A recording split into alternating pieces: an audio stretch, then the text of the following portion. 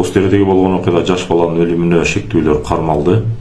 Бүгүн интернет айдыңында бул кылмыш ишин жапканга аракет кылды деп Боз Теринин тергөөчүсү тепкиге алып жатат.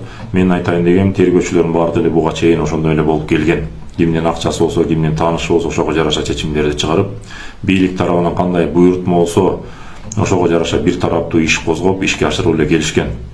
Мага козголгон кылмыш ишинде да бир тараптуу тергеп, бийликтин көргөзмөсү менен мени кабинетине чакырып алып коркутуп, Атамбаевка көргөзмө бербесең 20 жылга камап коем деген тергөөчү бүгүн Ички иштер министринин орун басары болуп отурат.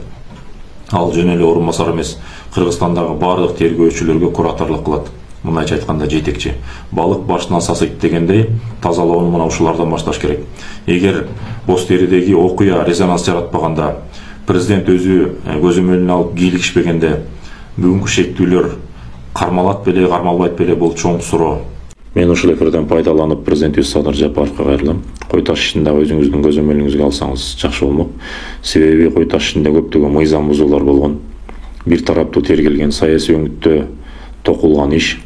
Мына ошо Эркебек Ашыркажаевге окшогон тергөөчүлөр тергеген иш. Бул соттук иш адилеттүү, акыйкат чыксын десеңиз, бул ишти кайра тергөөгө жиберишибиз керек. Тергөөдөн кайра акыйкат адилеттүү тергелип, сотко келиши керек. Биз жоопкерчиликтен качпайбыз. Биз болгону акыйкаттыкты, адилеттүүлүктү талап кылабыз. Буга чейин сиздин ушу сотторго, тергөөчүлөрдүн иштерине аралашпайм дегениңизди угуп келгем. Бирок ушундай учурларда аралашып койгонуңуз жакшы эле натыйжа берет турбайбы?